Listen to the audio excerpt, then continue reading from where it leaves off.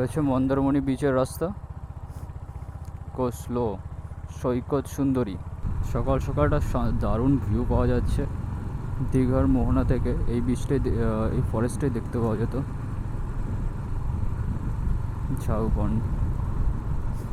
Basically এটা যাওয়ার কোনো মানে বাই রুট জায়গা নেই। ওই সাইডের ঝাউবনগুলো যাওয়ার জন্য রাস্তা দেখাচ্ছিল দুটোর জন্যই, বাট এটার জন্য 13 কিলোমিটার অনেক রাস্তা টানতে হবে। 13 কিলোমিটার বাকি আছে এখনো, বুঝলি তো। একটু টেনে না চালালে পৌঁছতে পারবো না। 25 মিনিটস দেখাচ্ছে, অ্যাটলিস্ট 20 মিনিটস তো লাগবে। রোদ ওঠার আগে মন্দারমণি পৌঁছতে পারলে ভিউটা এনজয় করা যাবে মোটামুটি ভালোই হলে। ফার্স্ট টাইম যাচ্ছি, সো আইডিয়া নেই কোন জায়গায় ভিউটা কত ভালো।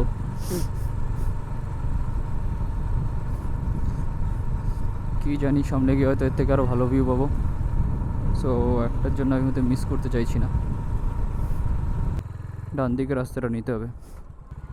শঙ্করপুর 1.70, তাজ 0.7, মানে তাজপুর। नायकाली ब्रिज,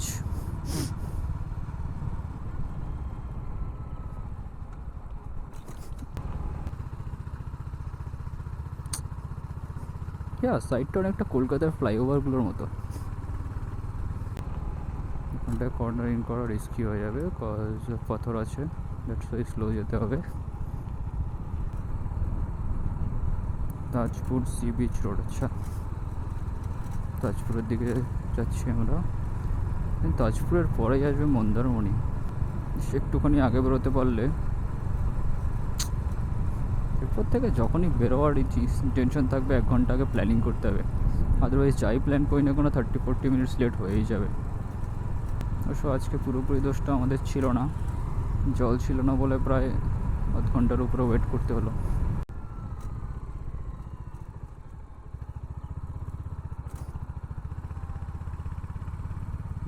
ধীরে ধীরে চলতে হবে। গরু আছে রাস্তার মধ্যে, কুকুরও আছে, কিছুরই কমতি নেই। আরে আরে আরে আরে আরে ভাই, তোদের ডিস্টার্ব করবো না বলে গায়ের কাছে গেলাম না, তোরা ঘুরে ফিরে এসে আমার মুখের উপরে উঠলি, এটা কোনো কথা?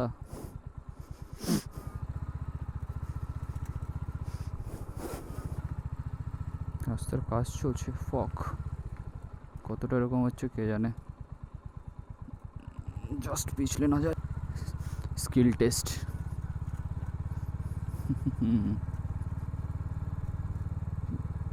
সবাই হাইওয়েতে গাড়ি চালাতে পারে, বাট এখানটাই মেইন। বুঝলাম না, রাস্তায় তো এখানটায় তো অলরেডি কনক্রিটের রাস্তা করেছে ভাই। লিটারেলি জলে নামতে ইচ্ছে করছে দেখে, এতটা কাছে না জলটা। ওইখান দিয়ে আবার কানেক্টেড আছে, নাইস। এই রাস্তাটা কী করবে এরা? অলরেডি কনক্রিটের রাস্তা আছে, তার উপর বালি ছড়িয়ে রেখেছে, অনেকে আবার এর উপর পিচের রাস্তা করবে। 8.4 আরে বাবা, এরাই তো খুব ভয় লাগায়। দৌড়ে না উঠে আসে গায়ের উপর। দীঘাটা একটুখানি জমজমাট হয়, আর এইসব এরিয়াটা একটু ফাঁকা হয়। সো ফাঁকা জায়গায় এনজয় করার জন্য এইসব জায়গাটায় বেস্ট। একটাই ব্যাপার, নিজেদের গাড়ি না থাকলে এইসব জায়গাটায় আসাটা মুশকিল।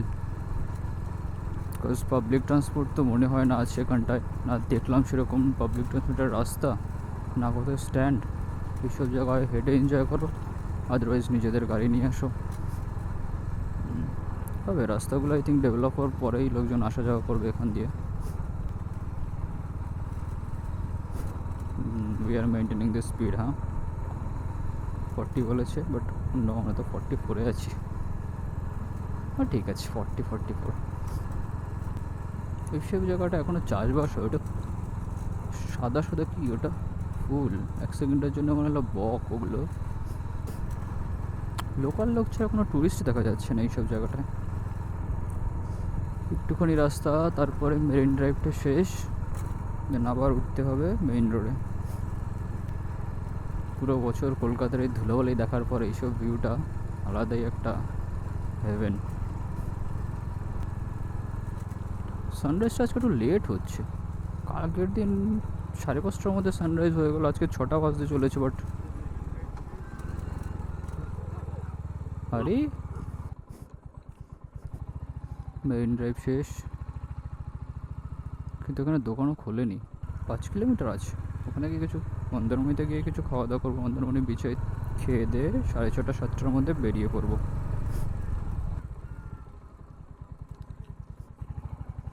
মেবি এখানে অতটা টুরিস্ট আসে না বলে দোকানগুলো তো তাড়াতাড়ি সকালে খোলে না। ভালো হয়েছে ওর কথা শুনিনি, ওর কথা শুনে মেইন রোড দিয়ে আসলে এই ভিউটাই পেতাম না।